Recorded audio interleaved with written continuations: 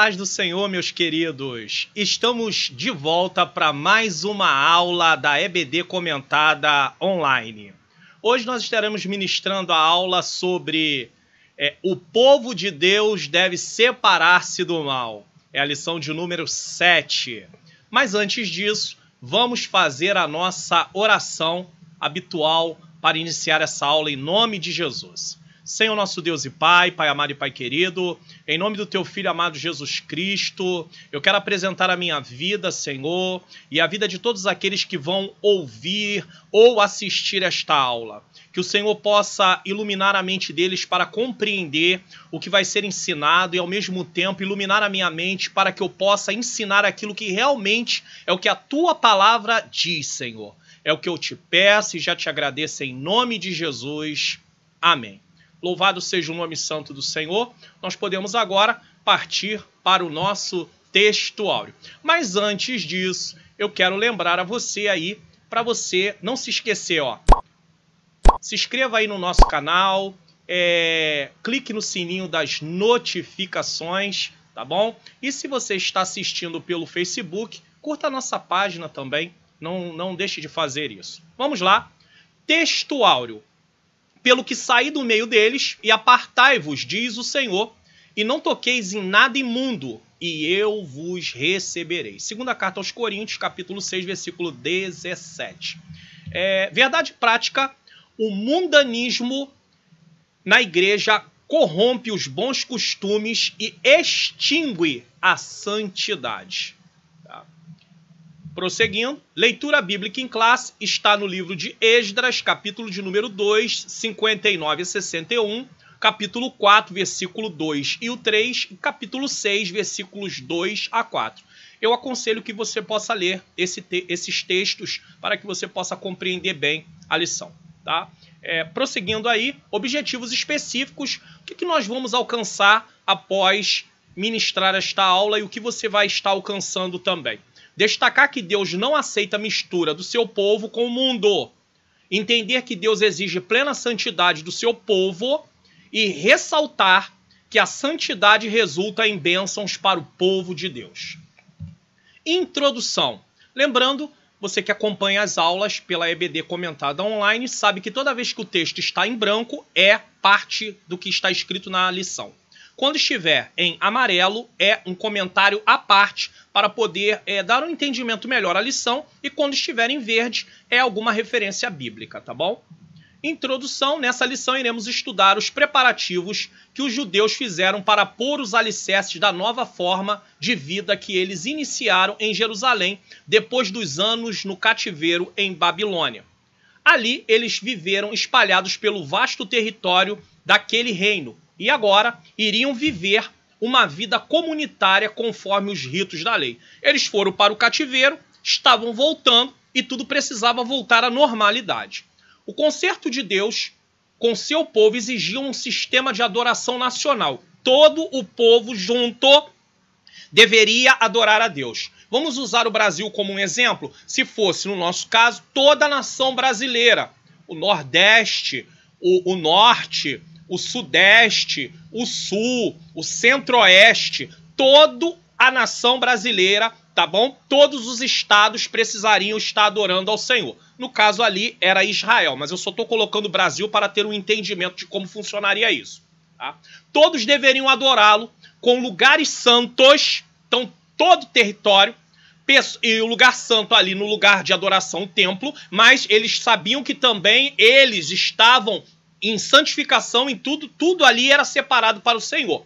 Lugares santos, pessoas santas e tempos santos. Isso quer dizer o seguinte, em todo tempo, em qualquer época, o povo precisaria estar adorando ao Senhor. Israel deveria ser o modelo de como Deus, preste atenção nisso aqui que é muito importante, Israel deveria ser o modelo de como Deus domina todas as áreas da vida humana. Da mesma maneira que a destruição do templo e de seus ministérios sinalizava o verdadeiro começo do exílio, o templo foi destruído, o ministério deixou de ser exercido, eles não tinham mais serviço a prestar, e isso deu entrada no exílio, abertura do exílio, começo do exílio.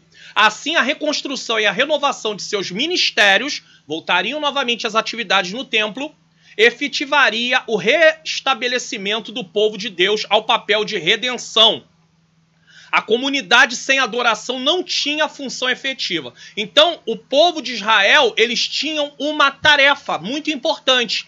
Eles estariam diante, tá? Eles estariam diante do povo, das nações, ali como um exemplo de servir a Deus, como um exemplo de como Deus dominava todas as áreas de sua vida.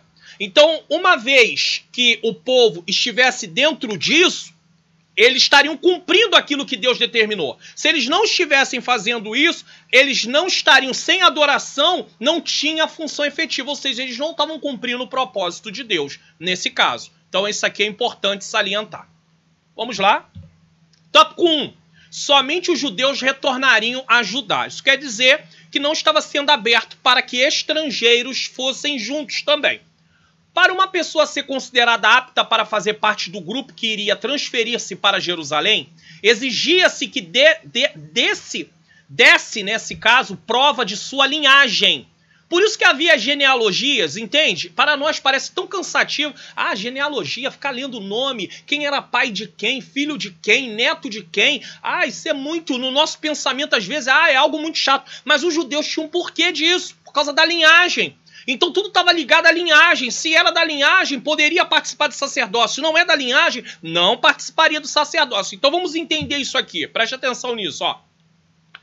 Para uma pessoa ser considerada apta para fazer parte do grupo que iria transferir-se para Jerusalém, exigia-se que desse prova de sua linhagem, que provasse ser realmente de Israel. Precisava provar ser de Israel. Na primeira triagem, foram excluídos 652 pessoas. Até alguns filhos de sacerdotes cujos nomes não foram achados nos registros das genealogias foram rejeitados como imundos, ou seja, não tinham parte com a aliança de Deus, não tinham parte com o sacerdócio. Esdras capítulo 2, versículo 59 a 62, você pode ler depois. Os judeus mestiços, nascidos de casamento mistos, que era um judeu mestiço? Era judeu que se uniu com uma mulher gentia, ou uma mulher, no caso judia, que se uniu com um gentio. Então, houve o quê? Passaram a ser o quê? Mestiços. Casamento misto. Então, preste atenção, os judeus mestiços nascidos de casamento mistos, durante o cativeiro, em Babilônia, não fariam parte do grupo de judeus que retornariam a Judá. Somente aqueles que comprovassem a sua ascendência, quer dizer, voltando, né? A sua linhagem, mas voltando. Descendência para frente, ascendência voltando, retroativo. Puramente judaica fariam parte daquele grupo. Deus não aceita a mistura do seu povo com o povo do mundo. Não pode haver comunhão da luz com as trevas. Às vezes se fala sobre a questão de se unir um cristão com um não cristão, aí alguém diz assim, ah, mas o que isso tem a ver? Isso não tem nada a ver. Aí você começa a ter alguns problemas. O cristão vai para o culto glorificar a Deus, o não cristão não vai, porque ele não é cristão, então ele não tem compromisso com Deus. A forma de pensar é diferente. Os projetos em relação às coisas de Deus é diferente. Então vai encontrar vários obstáculos. Então vai vir uma carga maior sobre o casamento por causa de uma união que foi feita fora dos aspectos ou dos princípios que a palavra de Deus orienta. O cristão ele deve ter um relacionamento com um cristão também, né? Nesse caso, um homem cristão com uma mulher cristã com um homem cristão. Ah, aceitei Jesus, mas eu não era cristão. Um se tornou cristão, o outro continua sem ser cristão. Isso é uma outra coisa. Aí continua ali o casamento, sem nenhum problema. Mas se você é um cristão, está desimpedido, vai procurar uma pessoa no mundo para poder se casar, você vai trazer pesos, você vai trazer... Quando eu digo peso aqui, eu não estou falando de questão de peso no sentido de coisa do maligno, eu estou falando de peso no sentido de coisas a mais que você vai ter que resolver por causa de ter feito um casamento fora daquilo que a palavra de Deus orienta. Então aí você vai assumir as consequências disso. Depois diz assim, ah, tá muito pesado. Mas você escolheu isso. Então agora vai ter que ir em frente.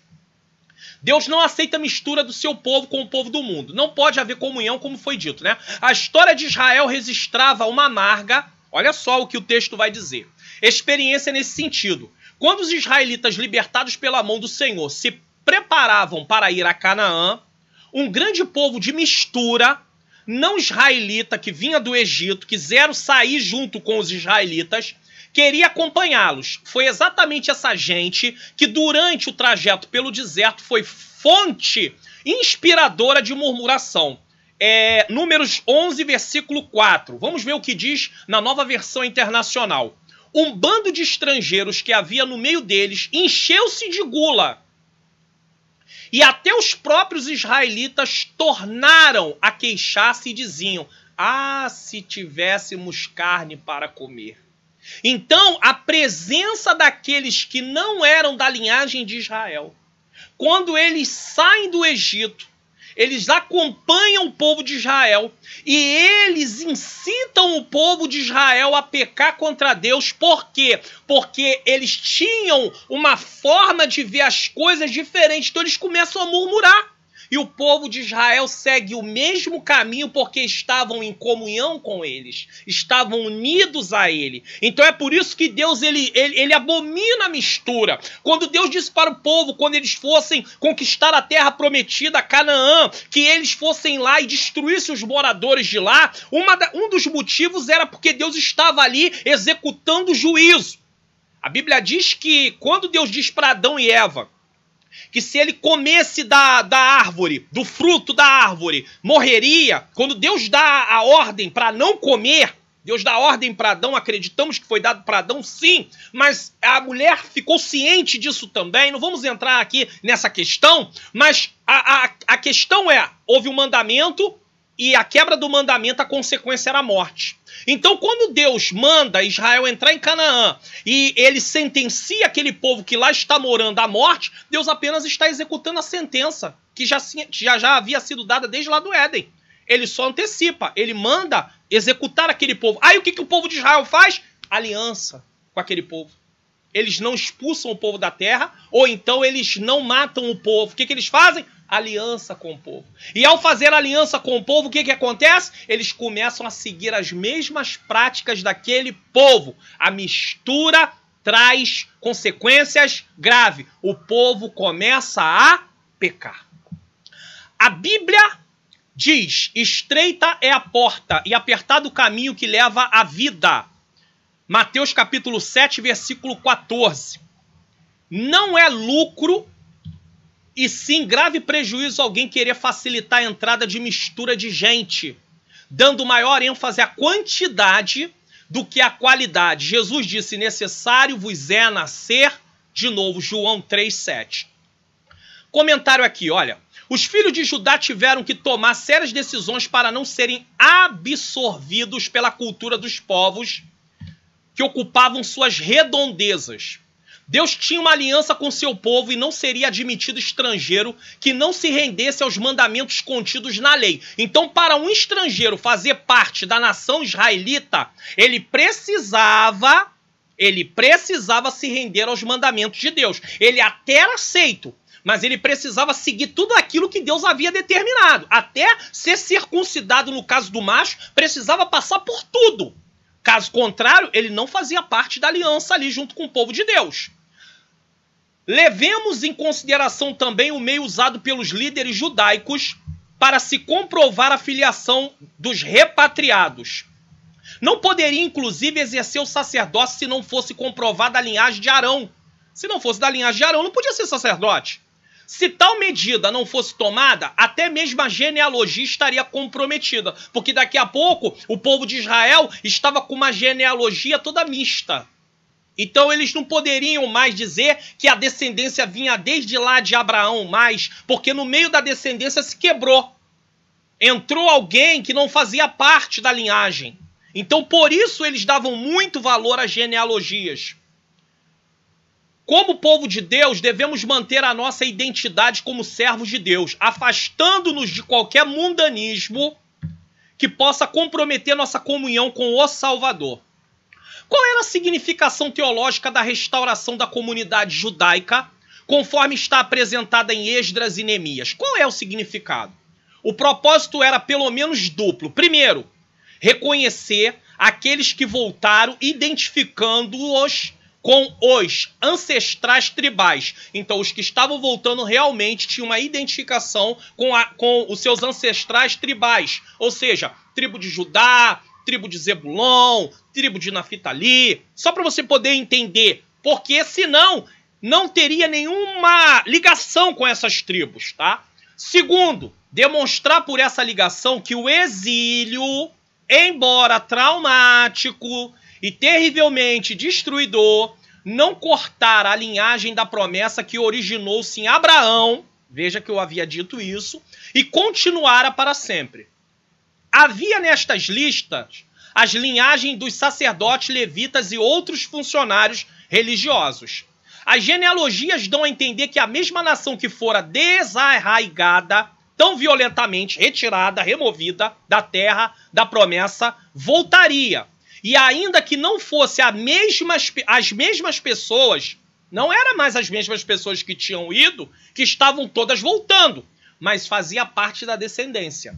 Eram seus descendentes castigados e de números muito reduzidos. Então foi um grande povo para lá, mas voltou um número muito menor.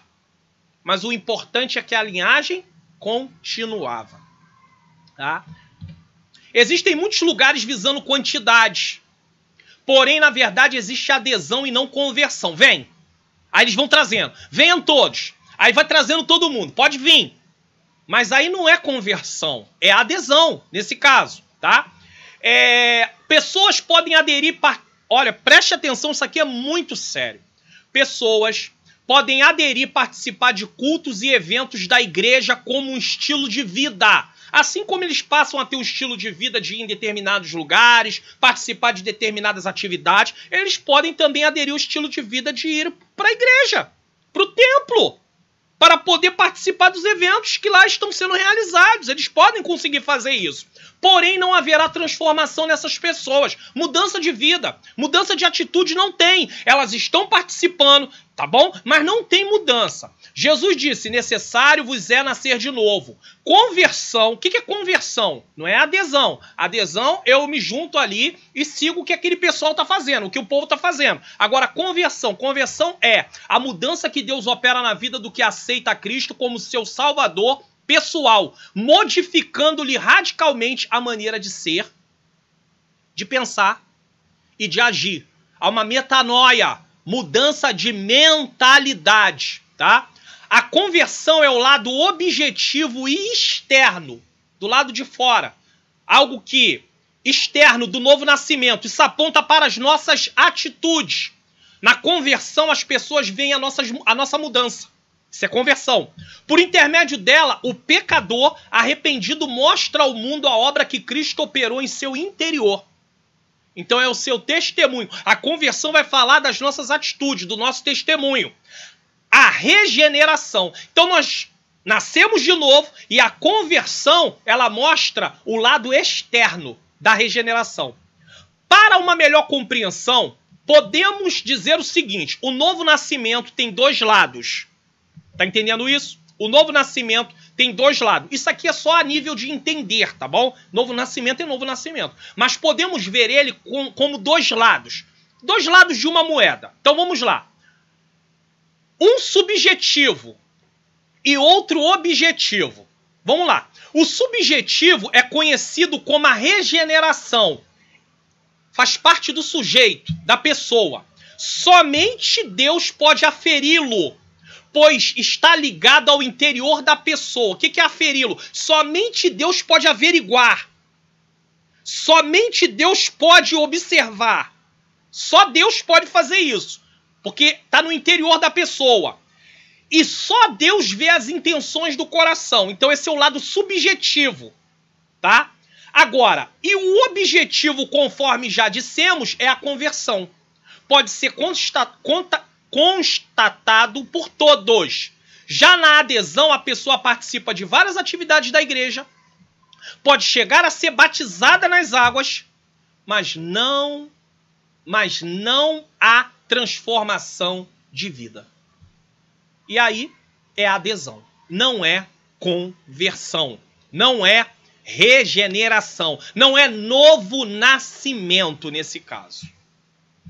Prosseguindo aqui, síntese do tópico 1. Deus não aceita a mistura do seu povo com o mundo. Deus não aceita. Não tem nenhuma comunhão das trevas com a luz. Nada, nada, nada. Então nós precisamos ter isso em mente.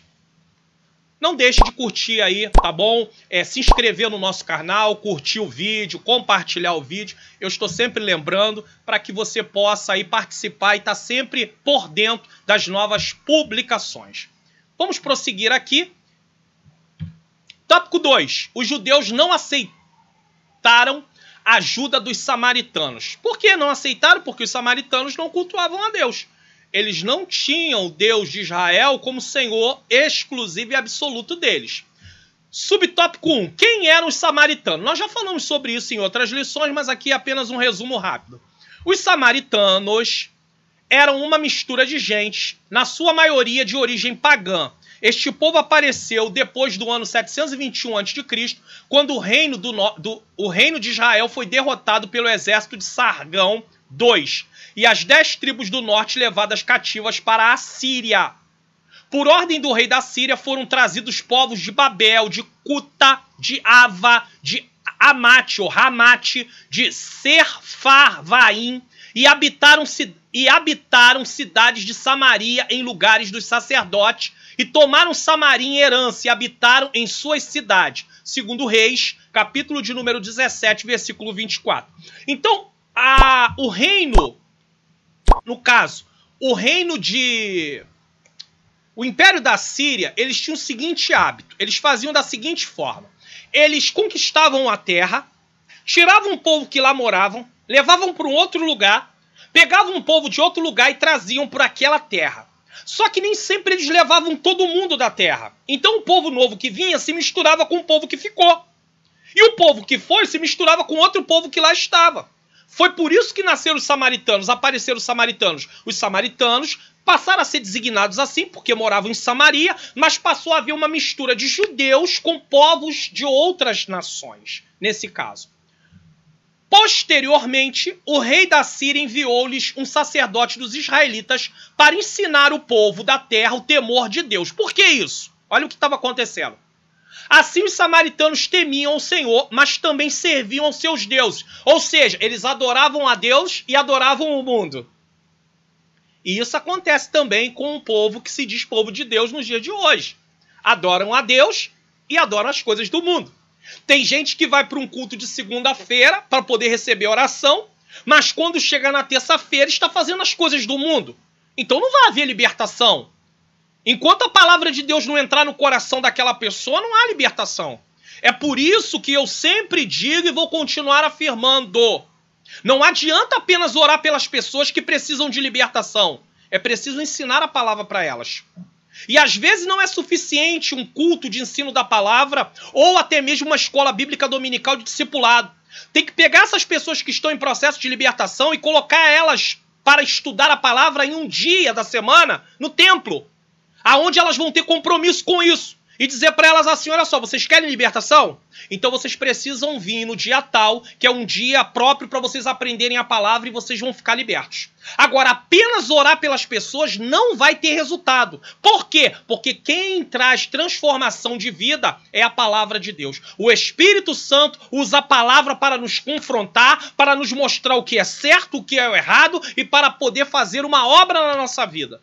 A oração apenas é tipo, tem pessoas que vão lá para ser orada, recebe a oração, agora estou aliviado. Aí volta para a vida de pecado. Quando é na outra semana, está lá de novo. Depois volta para a vida de pecado. Então tem que chamar essas pessoas e dizer para elas, vocês querem libertação? Não vai adiantar só vir para a oração. É preciso vir estudar a palavra. E o dia de estudar a palavra aqui é dia tal. Aí... porque vai ser feito um trabalho com o ensino da palavra exclusivamente para dar o fundamento da fé cristã para aquelas pessoas, para que elas possam compreender de fato o que é evangelho. E aí elas decidem se elas realmente querem ou não querem Jesus de fato. Posteriormente, o rei da Síria enviou sacerdotes, como foi dito, tá? Aceitaram o ensino do sacerdote israelita, mas não deixaram a idolatria. Então, o sacerdote foi lá ensinar, eles aceitaram ser ensinados, mas eles não deixaram a idolatria. Representam muito bem uma vida na carne, da qual a idolatria é uma expressão. Gálatas capítulo 5, versículo 20. Então, nós estamos entendendo aqui que posteriormente o rei da Síria enviou um sacerdote do israelita para ensinar o povo da terra o temor de Deus. Assim os samaritanos temiam o Senhor, mas também serviam os seus deuses. Aceitaram o ensino dos sacerdotes israelitas, mas não deixaram a idolatria. E isso aqui representa muito bem o quê? Uma vida na carne, da qual a idolatria é uma expressão. A idolatria é uma das coisas que quem vive na carne pratica. Gálatas 5:20 fala sobre isso. Segundo Reis 17, do 25 ao 27, para nós entendermos o que estava acontecendo naquele tempo, diz assim na NVI: quando começaram a viver ali, não adoravam ao Senhor. Por isso, ele enviou leões para o meio deles, que mataram alguns dentre o povo. Então, informaram o rei da Síria: os povos que deportaste, fizeste morar na cidade de Samaria, não sabe o que o Deus daquela terra exige. Era uma forma deles falarem. Eles entendiam que em cada lugar havia um Deus que ordenava, que mandava, que comandava. E eles estavam dizendo, na linguagem deles, que, o Deus que manda naquela terra, eles não tinham conhecimento que era o Deus criador do céu e da terra, o Todo-Poderoso, que manda em tudo, mas eles estavam dizendo assim, o Deus que manda naquela terra, ele tem regras. E o povo não está seguindo as regras dele. E por isso ele está trazendo juízo para esse povo.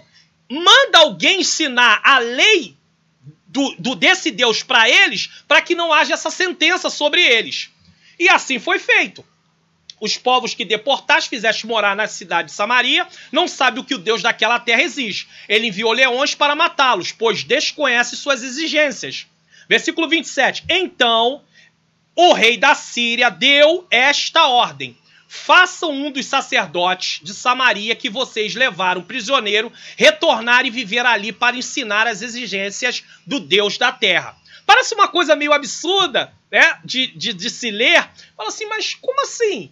Enviar um sacerdote para ensinar a lei do Deus da terra? É porque eles viam dessa forma. Então quem registrou essa parte do texto bíblico, das escrituras, ele registrou da forma que eles pensavam. Não que isso é verdade absoluta no sentido, Deus, o Deus criador nessa terra de Israel, ele era ali o dominador, mas em outras terras ele não é dominador. Não é isso que o texto está dizendo, mas era assim que eles viam.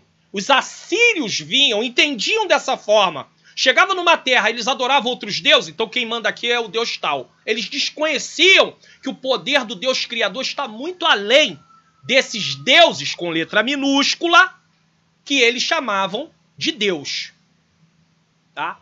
Segundo Reis 17, 33 e 34, na nova versão internacional, eu tenho lido bastante na nova versão internacional. Por quê? Porque na nova versão internacional, às vezes, o texto, as palavras passam um entendimento melhor. Então, por isso, eu tenho buscado, às vezes, trazer a referência na nova versão internacional. Tá? Mas isso não quer dizer que você tenha que usá-la. Mas ajuda mais. Em determinados casos, adoravam o Senhor, mas também prestavam culto aos seus próprios deuses. Que coisa terrível. Conforme os costumes das nações de onde haviam sido trazidos. Então eles estavam lá em Samaria. Veja bem, estavam em Samaria, numa terra onde o povo de Deus estava antes, uma terra que Deus tinha dado de herança para o seu povo, mas por desobediência Deus arrancaram o seu povo, e esse povo está lá naquela terra e está adorando outros deuses. Se Deus trouxe juízo sobre Israel, traria juízo sobre eles também. Até hoje eles continuam em suas antigas práticas. Não adoram o Senhor nem se comprometem com seus decretos, com as ordenanças, com as leis e com os mandamentos que o Senhor deu aos descendentes de Jacó, a quem deu o nome de Israel. Quando diz que não adoram o Senhor, não adoram apenas ao Senhor. Lendo os textos acima, podemos constatar que, a princípio, os moradores da terra se voltaram à adoração a Deus por adesão. O que nós falamos sobre isso antes. Eles queriam ser livres do juízo de Deus, queriam bem-estar. Então, se submeteram a adorar ao Senhor conforme o ensino dos sacerdotes trazido, mas também continuar adorando seus deuses. Aqui está um sinal muito claro de mundanismo. Dessa forma, muitas pessoas hoje buscam a Deus por melhores condições de vida, mas não o fazem de coração esperando salvação para sua alma. Isso é triste. Negociar com a intenção dessas pessoas é abrir mão para o mundanismo na igreja. Então há igrejas que fazem o seguinte, vem pessoas que querem algumas coisas de bem-estar e acabam atingindo aquilo que essas pessoas querem. Mas isso é abrir mão para o mundanismo. Dessa forma, tudo no culto é voltado para atingir as expectativas dessas pessoas. As pregações não falam da necessidade de arrependimento, de mudança de vida, de salvação, de vida eterna, mas de conquistas materiais, de bem-estar. E é o que mais está acontecendo nos dias de hoje. Muitas pregações, muitas saudações, muitos hinos, letras de hinos, chamando de louvores, eles apontam para esse lado. Conquistas, bênçãos materiais, triunfalismo, revanchismo. Quem fez com você vai ver só o que Deus vai fazer. Coisas tudo desta natureza. E isso não é bíblico. De uma forma figurada, existem muitas pessoas como os samaritanos na igreja. Estão na igreja, mas continuam adorando ao mundo. Dizem que estão servindo a Deus sem abrir mão de suas práticas mundanas. Subtópico de número 2, os samaritanos ofereceram cooperação aos judeus. Então os judeus não aceitaram cooperação, mas aqui está dizendo que eles ofereceram essa cooperação. Vamos ver o que acontece. Quando os judeus começaram a construção do templo, os samaritanos ofereceram-se para cooperar. Esdras capítulo 4, versículo 1.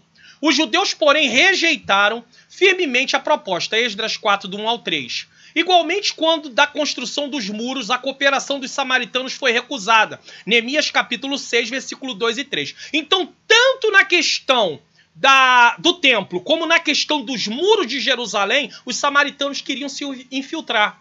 E os judeus rejeitaram. Aquela obra era para ser feita pelo povo de Deus. Não era para ser feito por um povo misturado que adoravam outros deuses. Imagine, hoje, um púlpito de uma igreja ser entregue por uma pessoa não cristã para que ela possa estar ali ministrando uma palavra. Como assim? Não tem como fazer um negócio desse. Essa pessoa não segue a lei de Deus. Essa pessoa não obedece a Deus. Então ela não tem parte com aquilo. Ela não pode exercer um ministério na casa do Senhor. Ela não pode estar dentro de uma função na obra de Deus. Por quê? Porque ela não obedece à lei de Deus. Ela não serve a Deus. Os samaritanos não serviam ao Senhor. Ah, pastor Mário Luna, mas eles não adoravam às vezes ao Senhor e também adoravam os seus deuses? Então eles não serviam ao Senhor. Por quê? Porque a ordem de Deus, o primeiro mandamento, é dito: adorarás o Senhor somente a ele servirás. Como é que vai adorar a Deus? Quando alguém adorava outros deuses e queria adorar o Senhor, isso era tido como não adoração. Porque Deus não aceita e não divide a sua adoração. Ou bem vamos adorar a Deus, ou bem vamos adorar ao mundo, servindo aos nossos desejos. Esta atitude é bíblica, pois a Bíblia manda que nós devemos nos afastar daqueles que não têm a sã doutrina. 1 Timóteo capítulo 6, versículo 3 a 5, Tito 3, 10. 2 João, versículo 10 e 11. Vamos ler o que está escrito em 1 Timóteo 6, do 3 ao 5, na Nova Versão Internacional? Se alguém ensina falsas doutrinas e não concorda com a sã doutrina de nosso Senhor Jesus Cristo e com o ensino que é segundo a piedade, versículo 4, é orgulhoso e nada entende. Esse tal mostra o interesse doentio por controvérsias e contendas acerca de palavra. Tem muita gente perdendo tempo com essas questões aqui, que resultam em inveja, brigas, difamações, suspeitas malignas. Versículo 5. E atritos constantes entre pessoas que têm a mente corrompida e que são privados da verdade, os quais pensam que a piedade é fonte de lucro. Eles são privados da verdade. Então, vamos voltar aqui afastar-se daqueles que não têm essa doutrina. Se traz uma outra doutrina que não é a doutrina bíblica, afaste-se deles. Tá? É o que manda. Tito 3,10 diz: quanto àquele que provoca divisões, advirta-o uma e duas vezes. Depois disso, rejeite. Então Paulo diz assim, ó, fale com ele, mostre para ele que o que ele está fazendo está errado. Uma vez, duas vezes, não aceita? Ou seja, rejeite-o. Aqui tinha até um aspecto até mesmo de exclua-o. Tire do âmbito ali, se afaste dele. Por quê? Porque ele está pervertendo. Ele está ali corrompendo aquilo que é a verdade de Deus para os ouvintes.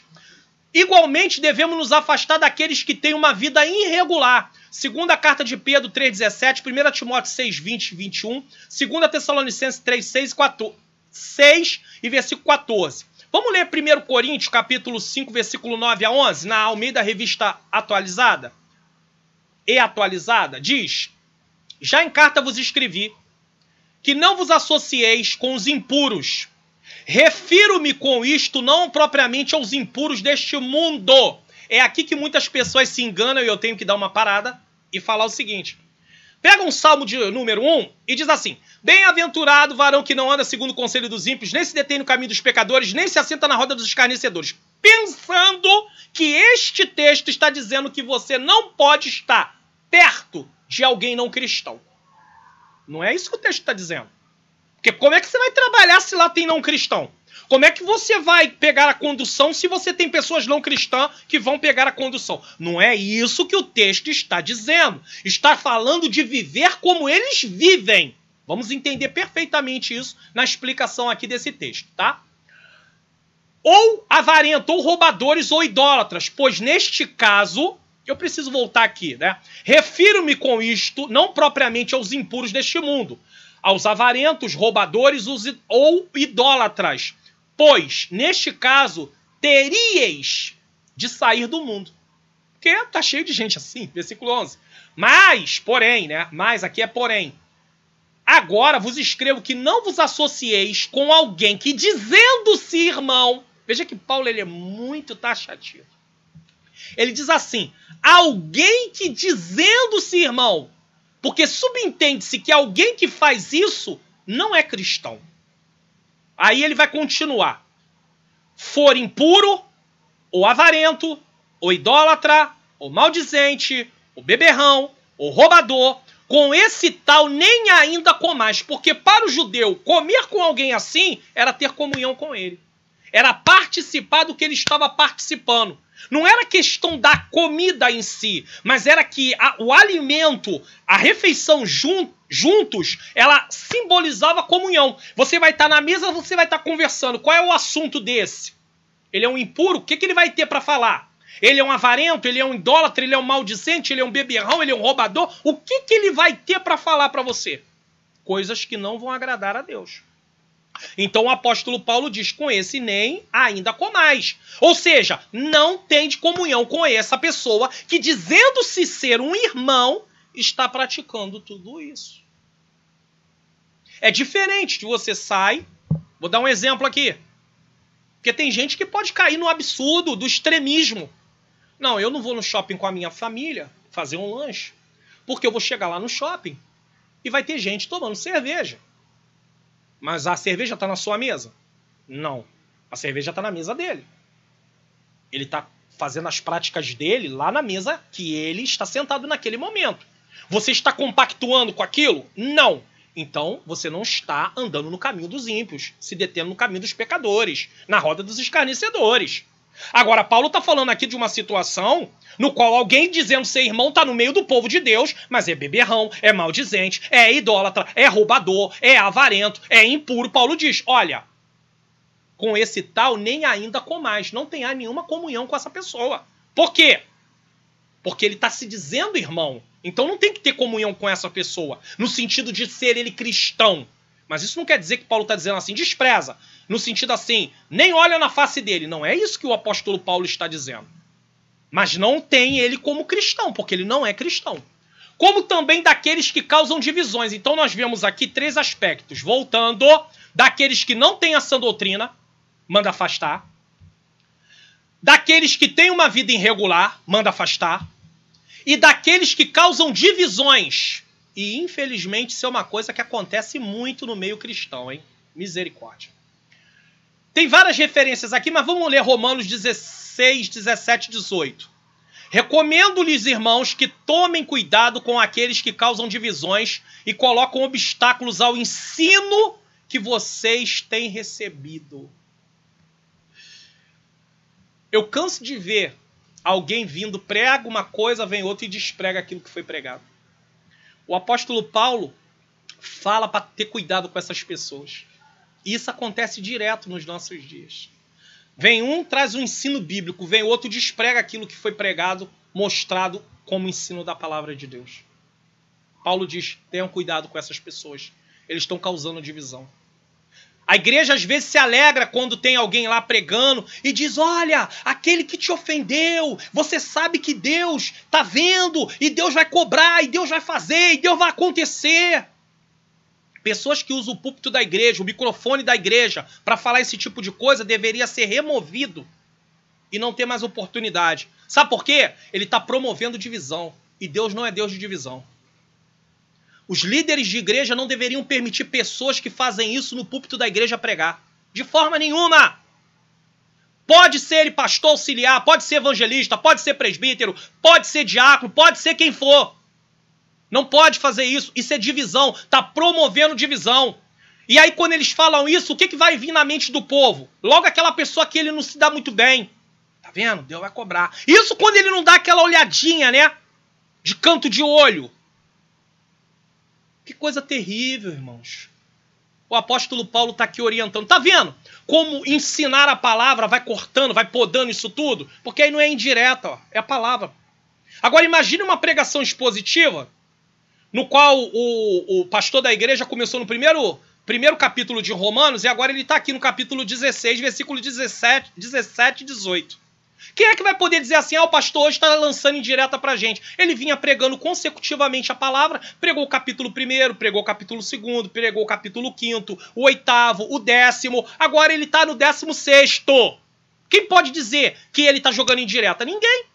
Ele está fazendo uma mensagem, ele está pregando expositivamente, gradualmente, progressivamente, pregando a carta inteira.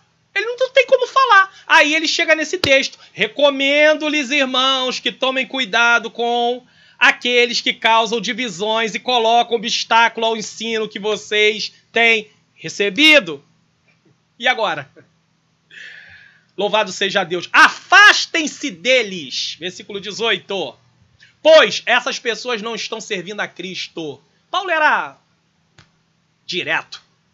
Nosso Senhor, mas a seus próprios apetites, seus próprios prazeres.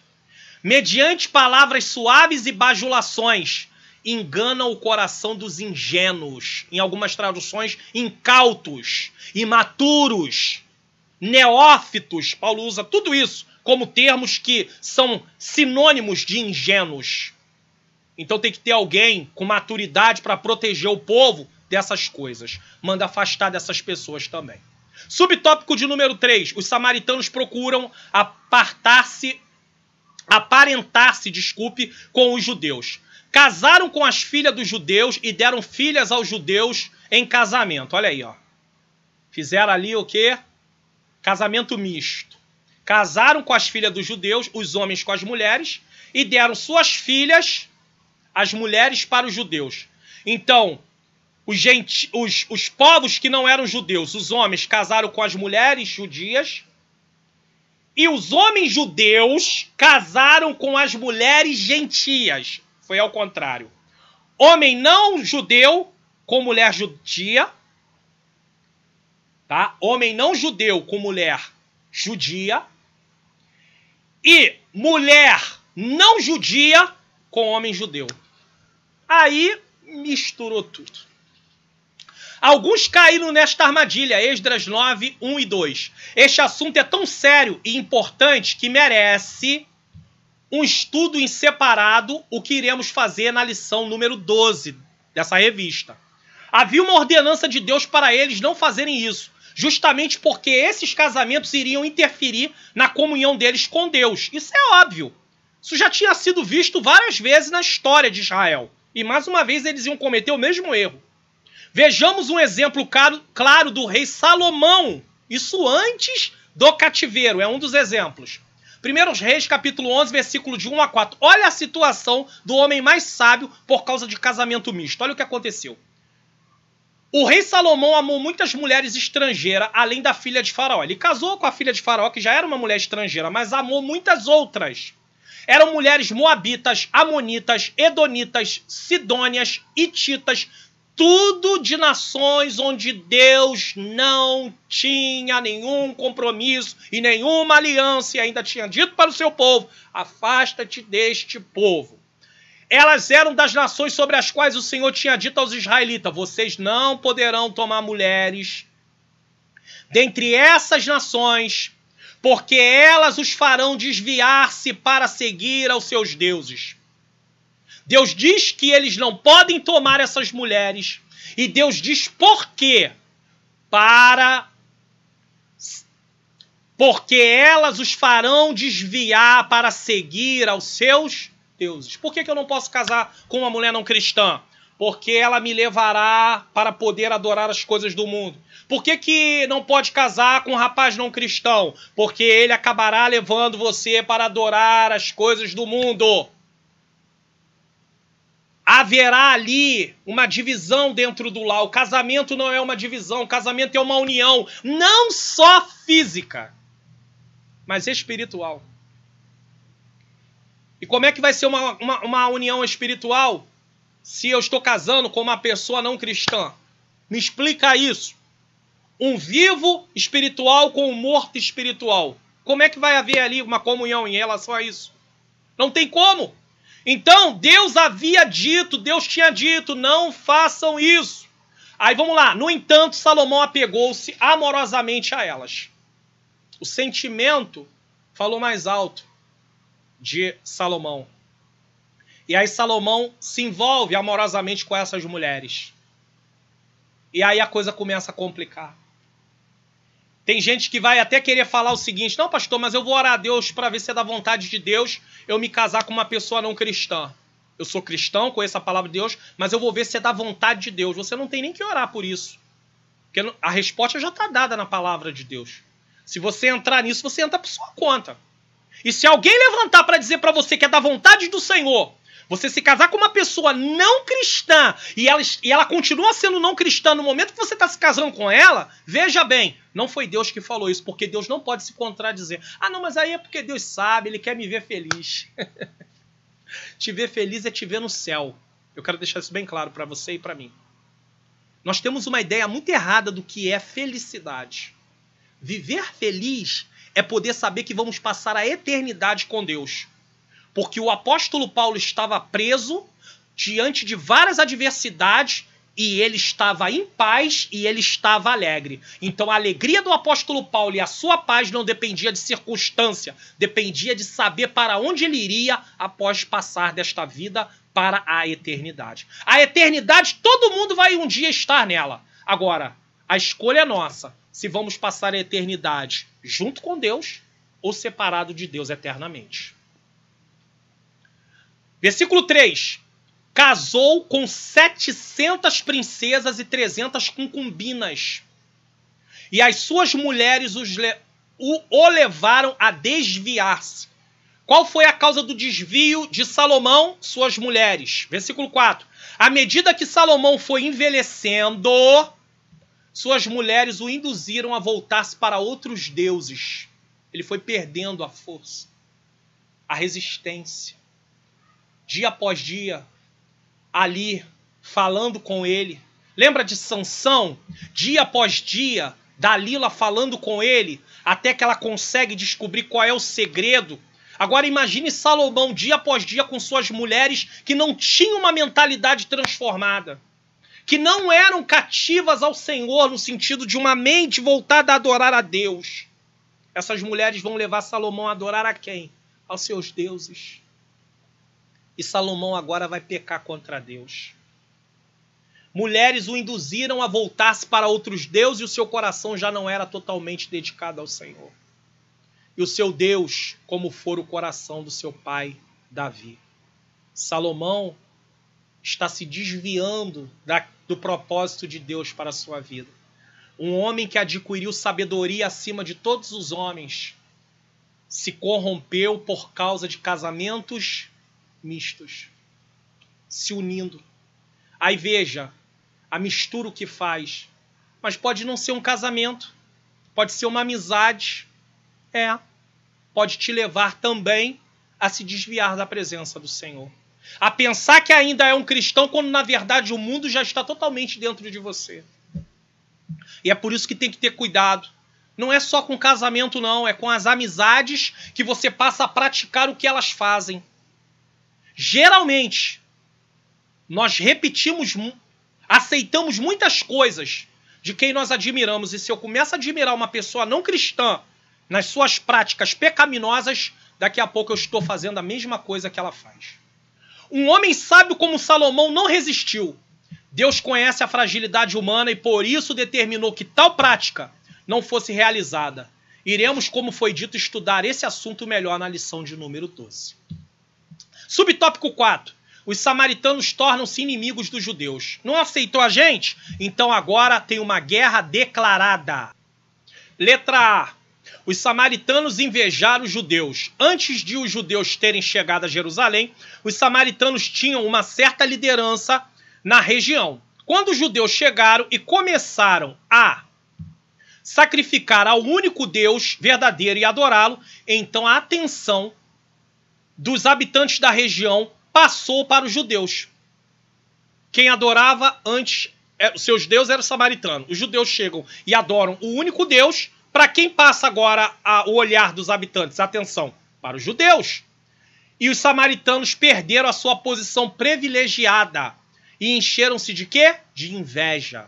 João 11, 47, 12 e 19.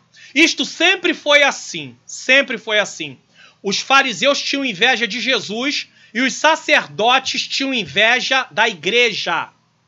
Atos 5, 17, 13, 45, 17, 5. Sabe por que a inveja vem? Por causa da comparação. Quando Jesus chegou, o povo começou a fazer uma comparação entre o ensino de Jesus e o ensino dos fariseus, dos escribas. Quando a igreja foi levantada, os sacerdotes, eles começaram a fazer uma comparação entre eles e a igreja. Sempre foi assim. Já viu que às vezes chega uma pessoa nova em determinada igreja local e ela tem um ministério que alguém também tem naquela igreja local? E aí começa a inveja a florescer. E aí não se entende por que aquela pessoa está com inveja. Mas por quê? Começou a haver um ponto de comparação. Às vezes ela era a única lá. Aí chega mais um. E agora tem um ponto de comparação. E às vezes essa pessoa nova que chegou, ela é mais dedicada ao Senhor. Ela não é melhor do que a outra pessoa. Eu quero deixar isso aqui bem claro. Mas ela é mais dedicada ao Senhor. Mais comprometida com Deus. E por isso Deus começa a usá-la mais. Ele encontra mais possibilidade de usar. Mais acesso àquela pessoa. Porque ela se entrega mais. Se você se entrega mais, Deus vai te usar mais. Se você se entrega menos, Deus vai te usar menos. Agora, a pessoa que se entrega menos vai ter inveja da outra porque não quer se entregar também. Por que a gente não copia o que é bom? A gente só quer copiar o que é ruim. Às vezes as pessoas fazem coisas erradas, a gente quer copiar as coisas erradas que as pessoas fazem. Mas cadê que alguém quer copiar aquela pessoa que está sempre em obediência a Deus, que está sempre lendo a Bíblia, que está sempre estudando a palavra do Senhor, lendo livros? Isso ninguém quer copiar. Poucos querem copiar. Paulo diz, sede meus imitadores como eu sou de Cristo. Tá? Então vamos lá. Podemos dizer que a inveja vai muito além do ciúme, pois deseja o que é do outro, se entristece pelo que o outro tem e deseja que as pessoas percam o que tem para ela se alegrar. Isso é inveja. Vou repetir. Deseja o que é do outro, se entristece pelo que o outro tem e deseja que as pessoas percam o que tem para ela se alegrar. Ficar feliz.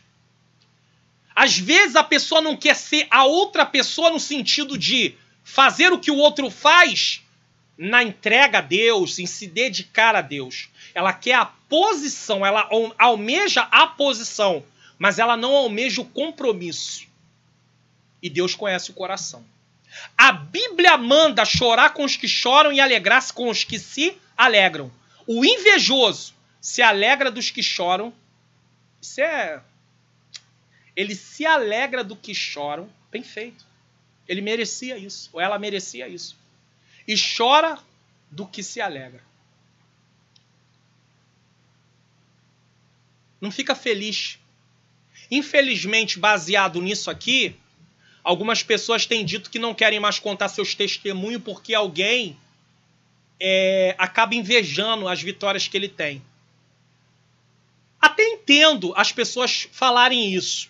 Porém, deixar de contar o que Deus tem realizado na nossa vida por causa da inveja de alguém é, de certa forma, desacreditar no poder de Deus. Porque você quer mais inveja, mais ato de querer destruir nossa vida do que o próprio Satanás e os demônios com ele? E ele já sabe do que você conquistou. Então parece que a gente está dando um poder maior para o homem, para o ser humano, e dizer assim, não, se ele souber o que eu estou conquistando, ele vai invejar e vai me fazer mal. Mas o diabo já não sabe. E se tiver que investir contra a sua vida, ele não está investindo? A questão é confiarmos em Deus. Às vezes, deixar de testemunhar o que Deus está fazendo quando é para ser testemunhado, impede que outras pessoas sejam edificadas. E isso também é uma estratégia de Satanás. Amordaçar nossa boca para que não venhamos testemunhar. Hoje nós não vemos mais os irmãos contarem testemunho de coisas pequenas. Tipo, esperou muitos anos, às vezes precisava de um eletrodoméstico, uma bênção material. Fala de bênção material. Uma geladeira. Irmão, eu passei tanto tempo, mas aí Jesus me deu condição e eu consegui comprar uma geladeira. Ah, não vou contar que comprei uma geladeira? Vou contar que comprei uma mesa de cozinha? Ah, vou contar que consegui comprar uma cômoda? Ah, irmão, isso aí tem que contar que conseguiu comprar um carro, uma casa, coisa grande, coisa pequena não. Mas às vezes tem gente lá querendo até murmurar porque ainda não conseguiu comprar uma geladeira. Aí o seu testemunho vai ajudar aquela pessoa a continuar confiando que Deus vai lhe dar sabedoria, Deus vai lhe dar saúde para que ela possa, no tempo certo, conseguir comprar aquele bem necessário, porque é uma necessidade básica. Então não deixe de contar. Agora, se o líder da igreja ou o ministério incentiva as pessoas a não contar as bênçãos, fica difícil alguém querer contar, porque naquela igreja existe já essa visão. Não conte nada por causa dos invejosos. Aí realmente é perder tempo contar alguma bênção num lugar como esse, já que parte da liderança da igreja esse tipo de visão. Tá? Prosseguindo, os samaritanos tiveram inveja dos judeus, os fariseus e os escribas de Jesus, e os sacerdotes da igreja, mas o povo de Deus não pode praticar essa obra da carne. Deus preparou a mesma coisa para todos nós, vida eterna. Não podemos brigar por posições aqui na terra. A obra de Deus a obra é de Deus, e quem chama para prestar serviço nessa obra é Deus. Deus é que chama. É Ele que coloca para o ministério, para ser pastor, para ser presbítero, para ser diácono, para ser evangelista. É Ele que chama. Então não podemos ter inveja das outras pessoas. Se Ele chamou no tempo dele, nós vamos exercer a função. E temos que exercer essa função com temor e tremor. Sabe por quê? Porque grande é a responsabilidade. Letra B. Os samaritanos imaginaram que se conseguissem associar-se aos judeus, gozariam do mesmo prestígio que estes. Quando os judeus não aceitaram nada da parte do samaritano, o ódio velado transformou-se em inimizade declarada. Então eles queriam gozar do mesmo privilégio. Engraçado, né? Tem muita gente que quer gozar dos mesmos privilégios das bênçãos que Deus prometeu à igreja, mas não quer compromisso com Deus. Não tem como gozar das bênçãos se não tem compromisso com Deus, porque as bênçãos é só para quem tem compromisso com Deus. Tá? O pacto era com os judeus. Não haveria possibilidade de um povo idólatra se associar aos judeus para realizarem as obras para Deus. O mesmo acontece com a igreja. Vivemos em dias que muitas igrejas fazem a política da boa vizinhança. Não pregam contra o pecado e passam a ser tolerantes com as práticas que a Bíblia condena. Isso é para encher a igreja. Tudo isso para que não haja essa inimizade declarada. É política da boa vizinhança, né? A igreja da atualidade não está disposta a passar por perseguição, por pregar a verdade. Jesus e seus apóstolos disseram que passaríamos por perseguições e, na atualidade, aqui em nosso país, existem perseguições principalmente a nível intelectual. Isso aí é claro, tá? Mas a perseguição aberta tem sido minimizada pela igreja, está compactuando com muitas coisas do mundo. Estamos fazendo em nome de paz o que os judeus não fizeram por ordem de Deus. Então nós, em nome de ter paz, nós não pregamos contra o pecado, nós não pregamos contra as práticas pecaminosas, os erros. E aí o que acontece? Aí as pessoas, a igreja é legalzinha.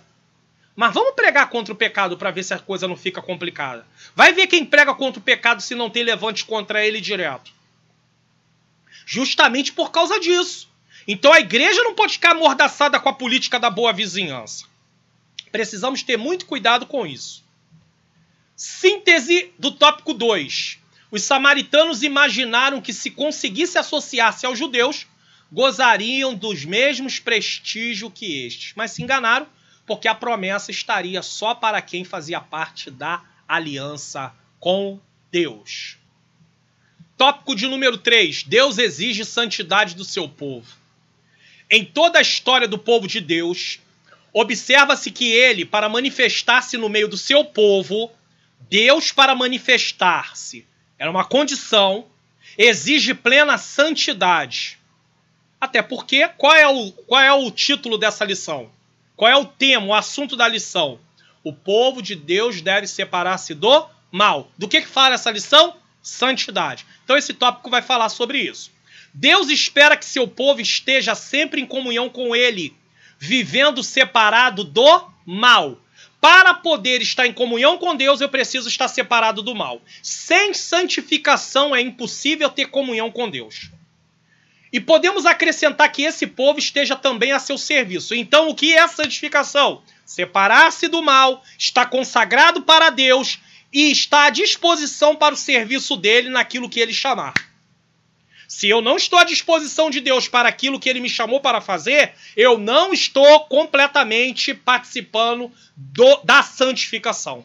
Porque o que adianta Deus ter me comprado através da morte de Cristo Jesus se ele não pode usar a minha vida para poder promover o seu reino? Isso é uma coisa que eu deveria pensar bastante. Quem é que compraria um carro para ficar na garagem? Um terno para ficar no guarda-roupa? Um sapato para ficar na sapateira? Qual é a irmã que compraria um vestido para ficar guardado? Aí Jesus nos comprou com seu sangue e não pode nos usar. Nós somos consagrados a ele. Somos santos. Precisamos estar à disposição dele para ser usado. Eis-nos aqui, Senhor. Faz de nós o que tu queres. Isso é santificação. Na atualidade, desejamos que Deus se manifeste em nosso meio, mas o pouco se preocupa com uma vida de santidade nos moldes bíblicos. E Deus exige isso do seu povo. 1 Pedro 1,15, na Almeida Revista Corrigida: mas como é santo aquele que vos chamou, sede vós também santos em toda a vossa maneira de viver. Em toda maneira de viver, corpo, alma e espírito. Todo ser nosso precisa ser santo. A igreja local pode ter seus costumes, isso aqui é importante dizer. E isso não é ruim, bons costumes. Desde que não haja exageros, que às vezes tem e muito. Porém, bons costumes não geram vida de santificação. Isso é muito interessante. A santificação é apresentada de dentro para fora. Uma vida de santificação tem novas atitudes alinhadas ao que Deus determinou em sua palavra. Colossenses capítulo 3, versículo 5 a 9, diz, na verdade, assim façam morrer tudo que pertence à natureza terrena de vocês. Como é que eu faço morrer tudo que pertence à minha natureza terrena? Através da ação do Espírito Santo eu recebi poder para fazer morrer, tá? E o que é esse tudo? Vamos lá. Imoralidade sexual, impureza, paixão, desejos maus e a ganância, que é idolatria, né? Versículo 6. E por causa dessas coisas que vem a ira de Deus sobre os que vivem na desobediência. Então Deus se mostra irado com quem vive assim. Então nós não podemos viver assim sendo o povo de Deus. Versículo 7. Aos quais vocês praticaram no passado, ou seja, no tempo de ignorância, quando costumavam viver nelas. Todos nós vivemos já isso. Mas como cristão não podemos continuar vivendo assim. Versículo 8. Mas agora, abandone todas essas coisas. Ira, indignação, maldade, maledicência, falar mal dos outros, linguagem indecente no falar. Vamos falar no popular? Palavrão. Tem cristão que acha que falar palavrão não tem nenhum problema. Tá aqui, irmãos. Sabe o que é isso? É falta de ensino de Bíblia. É falta de pregação expositiva, gradual na igreja, para mostrar, tá aqui. Quando é que você vê alguém pregar em Colossenses no capítulo de número, como eu mostrei aqui, no capítulo de número 3, no versículo de 5 a 9? É muito difícil, não se prega sobre isso, porque para pregar sobre isso as pessoas vão dizer assim, é indireta. Mas na igreja que se prega expositivamente, gradual, progressivo, não tem como dizer isso, porque o pastor, ou quem o pastor designou, começou a pregar no primeiro capítulo, ele vai ter que passar no capítulo 3. Não tem jeito. Não tem como dizer que é indireta. Tá entendendo? Porque tem povo de coração duro. Ah, o pastor hoje veio cheio de indireta pra gente, escolher um texto para poder não. Se ele prega expositivamente, de forma gradual, contínuo, ele começa no primeiro capítulo e vai até o último capítulo da carta. Quando chegar no capítulo 3, ele vai ter que falar sobre isso aqui. E aí as pessoas vão dizer assim, não tem como falar nada. Tá aqui, ó. Mas agora abandone todas essas coisas. Vamos voltar aqui para você ler comigo. Ira, indignação, maldade, maledicência e linguagem indecente no falar. Palavrão. Cheio de crente falando palavrão. Cristão falando palavrão. Como prática. Pode acontecer uma hora que a pessoa acabou soltando. Era uma prática anterior no passado. Porque quem não tinha essa prática não vai falar.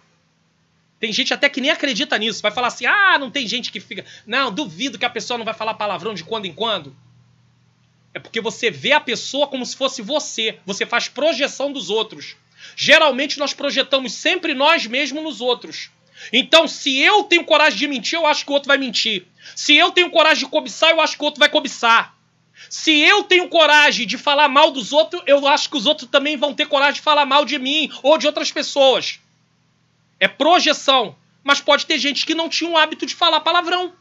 Então não é porque ele não falava, que você falava, que ele também vai falar. E aí acaba falando aquilo como prática, vivendo como prática. O cristão falando palavrão. Vira e mexe falando palavrão. Eu sou fraco. Você é fraco?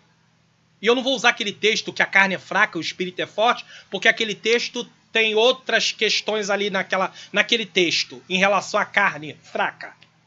Mas eu vou dizer a você o seguinte, o apóstolo Paulo faz uma recomendaçãozinha aqui no início, ó. Vamos voltar aqui? Assim façam morrer tudo que pertence à natureza terrena de vocês. Isso é natureza terrena. Ela não pode sobressair, ela tem que ser mortificada. Versículo 9. Não mintam uns aos outros, visto que vocês já se despiram do velho homem com suas práticas. E tem gente mentindo, e tem gente falando mal, e tem gente falando palavrão, e está na igreja, e Paulo está dizendo. Agora vamos aí, vamos entender isso aqui, ó. Existem muitas igrejas preocupadas com os bons costumes, nada contra, mas não ensinam a palavra de Deus constantemente sobre uma vida de santificação. Existem igrejas, inclusive, que os costumes estão acima da santificação. Sabe por quê? Porque olha só, tem lá os bons costumes.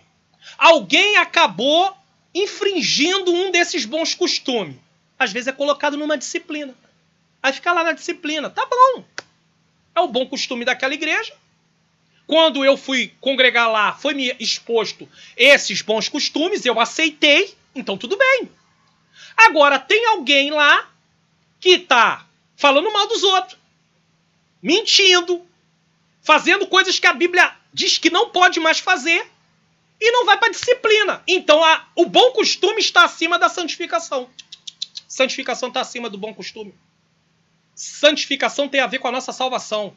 Bons costumes não tem a ver com a nossa salvação. É apenas uma regulamentação da igreja local. Mas não tem nada a ver com salvação. E se tem algum líder, algum pastor, algum pregador que ensina isso, perdoe-me, mas não é bíblico. Não está na palavra isso. Isso aí é na Bíblia dele, na palavra dele, não na palavra de Deus. Agora, volto a dizer, se a igreja tem esse regulamento, se eu aceitei congregar naquela igreja, eu preciso seguir aquilo que lá está. Se eu achar que eu não devo seguir, melhor para que eu não tenha problemas com a liderança da igreja e fique sendo olhado pela igreja local de uma forma diferente, aí eu precisaria orar ao Senhor e procurar um outro lugar no qual não tivesse aquele tipo de costume para que eu congregue e não tenha nenhum problema. E nós vamos para o céu para a glória de Deus, tá bom? O bom costume é maravilhoso, mas não está acima de santificação. Nem tem como comparar. Isso quer dizer que elas promovem o exterior, que são os bons costumes, mas se esquecem do interior. Dessa forma haverá uma igreja cheia de pessoas carnais, que é o que mais se vê, aonde se preza muito pelos bons costumes, pode prestar atenção e se coloca a santificação para baixo, pode prestar atenção que é uma igreja que está sempre cheia de contenda, de divisão, de fofoca. Por quê? Porque ela preza muito pelos costumes, mas se esquece da doutrina. Santificação é doutrina. Essa questão aqui de costumes não é doutrina, tá? Cheia de pessoas carnais, não são todos, mas vai ter bastante pessoas carnais. E onde haver a natureza impera, haverá tudo isso que foi no texto bíblico lido, né? No texto bíblico anterior. Subtópico de número 1. Retornando do cativeiro, Israel separou-se do mal. 2 Coríntios, capítulo 7, versículo 1, diz assim: Amados, visto que temos essas promessas, purifiquemo-nos de tudo o que contamina o corpo e o espírito, aperfeiçoando a santidade no temor de Deus. Por isso a bênção de Deus os acompanhou e eles conseguiram concluir a construção do templo. Reconheceram que Deus fizera esta obra, Neemias 6,16. É interessante hoje presenciarmos pregadores prometendo que Deus vai abençoar o povo, sem levar em consideração o estado desse povo em relação à separação do mal. Se Deus só tem compromisso em abençoar aqueles que estão em comunhão com Ele, e para estar em comunhão com Ele precisa estar separado do mal, como é que eu vou prometer bênção para um povo que eu não sei se eles estão separados do mal? Olha que situação. O máximo que eu posso dizer é, se vocês querem a bênção de Deus, vocês precisam viver uma vida separada do mundo. Mas essa parte eu tiro da mensagem, porque isso não agrada os ouvidos dos ouvintes. Isso não agrada. Então tira essa mensagem, corta esse pedaço, joga fora. Vamos falar só das bênçãos. E aí as pessoas vão, semana após semana, para a igreja querendo bênçãos. E as bênçãos não acontecem. E aqui eu não estou falando de bênçãos materiais, porque tem bênçãos materiais, dependendo do que a pessoa quer, que não vai acontecer mesmo, porque Deus não tem compromisso com coisas materiais para deleite de ninguém. Deus se compromete em suprir as necessidades. Mas é preciso entender que, para Deus suprir as necessidades, precisamos também estar ali, fazendo aquilo que Deus já determinou. Tem a graça comum. O não cristão, ele não está servindo a Deus, mas Deus dá saúde para ele. Deus também dá saúde para o cristão. Mas tem pregadores que começam a influenciar as pessoas e dizer para eles que Deus vai dar bênção, que ele vai conquistar muitas coisas. Mas esquece de dizer para essas pessoas que eles precisam se separar do mal. Porque essa é a parte mais importante. Ir para a igreja buscar bênçãos materiais é a pior coisa que eu poderia fazer. Eu preciso ir para o templo, melhor dizendo, buscar comunhão com Deus. Também, junto com meus irmãos, como eu também busco comunhão com Deus dentro da minha casa. As pessoas querem bênçãos. Deus quer uma vida de santidade. Deu para entender? Pessoas buscam bênçãos materiais. Deus quer uma vida de santidade. As bênçãos são prometidas dentro de uma condição.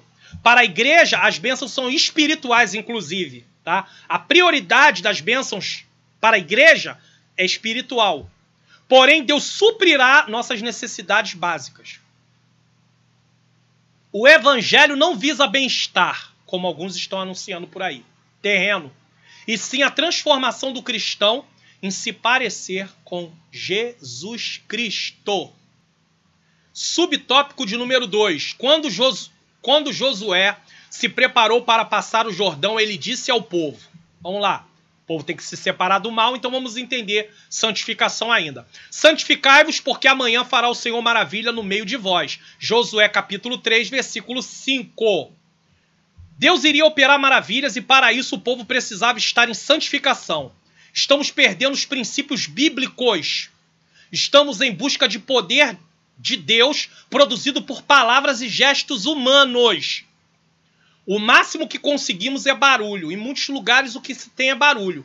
O culto acaba, as pessoas voltam para suas casas e continuam a viver uma vida sem santificação. Porque o que aconteceu naquele culto foi barulho. Não foi poder de Deus. O poder de Deus transforma. Tá? Isso é muito claro. A pergunta que precisamos fazer é a seguinte. Deus mudou? Vou repetir. Deus mudou? Se ele exigia a santificação do seu povo no Antigo Testamento e no Novo Testamento, no tempo da igreja primitiva, por que a igreja da atualidade pensa que ele vai manifestar o seu poder sem santificação? Estamos nos iludindo a nós mesmos. Estão pregando, ensinando que o poder de Deus vai ser derramado. Cansamos de rolar a página no Facebook vendo, não, o poder de Deus foi derramado aqui, nós estamos vendo. Aí você vai conviver um pouco no meio daquele povo. Cadê a transformação do povo? Cadê a mudança de vida? Se ofendeu, vai ser ofendido. Se falou, vai ouvir. Se bateu, vai apanhar. Como assim, irmãos?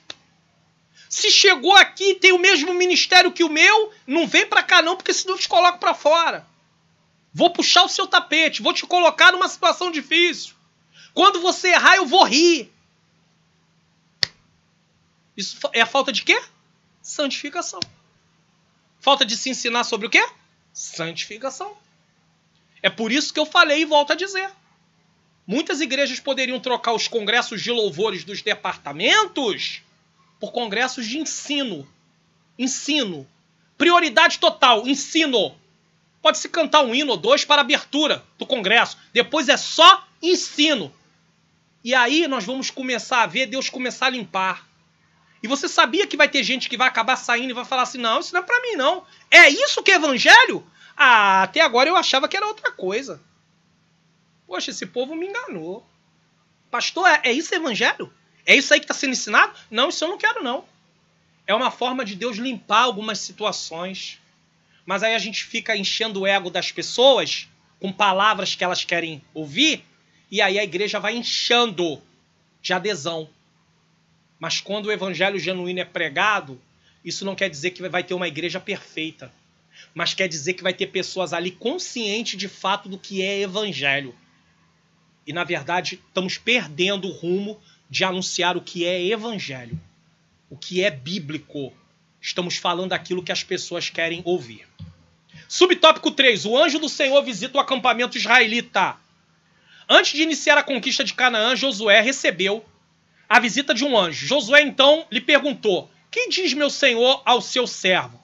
E a resposta que recebeu foi, descalça os sapatos dos teus pés, porque o lugar em que estás é santo. Josué 5, 13 a 15. Vamos explicar isso aqui rapidamente? Descalça o sapato de teus pés, porque o lugar em que estás é santo. Essa ordem assemelha-se à de Êxodo capítulo 3, versículo 5, estabelecendo uma continuidade entre o que começou com Moisés, e o que seguiu sobre Josué. Josué foi o sucessor de Moisés. A santidade é fundamentalmente uma qualidade de Deus, um atributo de Deus. Então, se Deus exigiu santidade de Moisés, Deus exige santidade de Josué. Se Deus exigiu santidade do seu povo no Antigo Testamento, Deus exige santidade do seu povo no Novo Testamento. Por quê? Porque Deus não mudou. A santidade é fundamentalmente uma qualidade de Deus. Pessoas são descritas como santas quando pertencem a Deus. Não existe a possibilidade de comunhão com Deus sem uma vida de santificação. Hebreus 12:14 diz: esforcem-se para viver em paz com todos e para serem santos. Sem santidade, ninguém verá o Senhor. Isso é na Nova Versão Internacional. Mas vamos lá para a tradicional Almeida Revista e Corrigida. Seguir a paz com todos e a santificação, sem a qual ninguém verá o Senhor. Subtópico de número 4. Israel é derrotado pela pequena cidade de Ai. Por quê? Quando Josué, com o rosto em terra, perguntou ao Senhor o porquê daquela derrota, o Senhor respondeu: santificai-vos para amanhã. Josué 7:11 e 13. Anátema há no meio de vós, Israel, diante dos vossos inimigos não podereis suster-vos até que tireis o anátema do meio de vós, o amaldiçoado. Tanto ali a pessoa como aquilo que ele havia trazido, que não era para ser trazido para o meio do povo de Deus. O pecado descoberto foi desarraigado e então retirado, removido, tá? Então disse a Josué: levanta-te e sobe a Ai. Olha que te tenho dado na tua mão o rei de Ai, e o seu povo, e a sua cidade, e a sua terra. Josué capítulo 8, versículo 1. Deus exige santificação de seu povo para poder operar no meio deles. Aqui está mais uma prova que Deus exige santificação para operar no meio do povo. E como é que estão dizendo que Deus está operando se não tem santificação? Aí talvez você diga assim: mas pastor Mário Luna, como é que o senhor sabe que não tem santificação? Basta você olhar o estado do povo, a conduta do povo. Você senta, você fica observando. Tem gente que não senta do lado de outra pessoa porque não gosta daquela pessoa. Se a pessoa chegou e sentou no lugar dela, ela passa o culto todo de cara feia. Porque aquele lugar é o lugar dela, ela tem um lugar exclusivo. Faltou só pintar ali com a cor que ela gosta, colocar o nome dela no assento ou no encosto da cadeira. Pertence ao irmão fulano de tal, pertence ao pastor fulano de tal. Que ali é o lugarzinho dele. Que eu saiba, apenas como organização para poder diferenciar a liderança, não para enaltecê-los, existe uma cadeira do pastor presidente e às vezes tem a cadeira dos vice-presidentes. Que geralmente quem vai sentar são os vice-presidentes. E o pastor presidente senta. Os demais assentos do ministério, eles não são marcados. Então alguém pode sentar onde achar por bem. Geralmente também nos bancos, na parte da nave da igreja, do templo, vamos usar assim, também não tem lugar marcado, a não ser que tenha um lugar separado para os diáconos. Mas mesmo assim, não tem ali o lugar certo do diácono tal. A não ser que o pastor faça essa determinação, mas por causa de algum propósito específico. Aí tem gente que fica chateado. E aí não cultua, porque o tempo todo do culto está aborrecido porque alguém sentou no lugarzinho dele. Será que tem uma cadeira marcada lá no céu também já? Assim, já certinha? É só uma conjectura. Precisamos notar que essa derrota foi no campo da promessa que Deus havia feito. Deus tinha falado para Josué algo e houve uma derrota dentro da promessa que Deus havia feito. Deus falou uma coisa para Josué. Vamos lá. A derrota veio porque Israel era visto como o único povo e se alguém havia pecado, todos provariam todos provariam das consequências. Josué 1,5 diz: ninguém conseguirá resistir a você. Deus fez essa promessa para Josué. Todos os dias da sua vida, assim como estive com Moisés, estarei com você. Nunca o deixarei, nunca o abandonarei. Então por que Josué perdeu a batalha na liderança do povo? Por causa do quê? Por causa do pecado. Deus fez uma promessa, mas havia uma condição para o povo também. Em outros lugares da Bíblia. É por isso que eu não posso pegar um texto isolado e dar uma interpretação sem observar o que a Bíblia fala no todo em relação a isso. Aí eu pego o texto isolado, não vejo o que a Bíblia fala no todo em relação ao texto, e aí eu vou ter sérios problemas. Ué, como é que Deus prometeu ser com Josué o tempo todo e na cidade de Ai ele perde a batalha? É porque havia também uma ordem de Deus para que o povo andasse separado, em obediência. E Deus também tinha dito nesse episódio, particularmente, anterior, né? Que foi na cidade que eles estiveram, que não era para eles poupar nada, pegar nada, e houve quem pegou. E aí o que acontece? Derrota na próxima batalha. Porque houve uma desobediência. Foi uma desobediência do líder em si? Não. Mas o povo era um povo só. Então sofria todos por causa do pecado de um. Isso era muito comum no Antigo Testamento.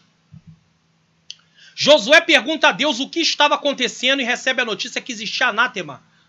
Anátema há no meio deles. O pecado impede nossa comunhão com Deus.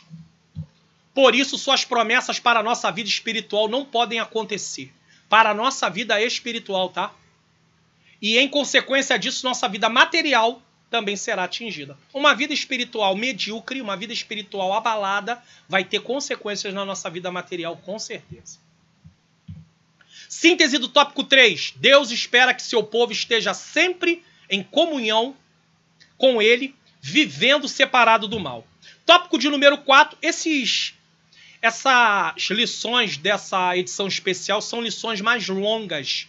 Por isso as aulas estão levando um tempo maior, tá bom? Eu preciso deixar isso claro, que não sou eu que estou aumentando o tempo da aula. É porque essas lições, elas são bem maiores.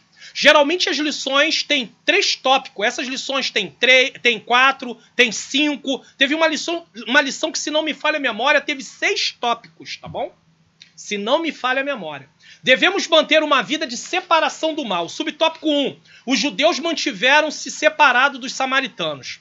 Se os judeus tivessem aberto a porta para uma união com os samaritanos, estes provavelmente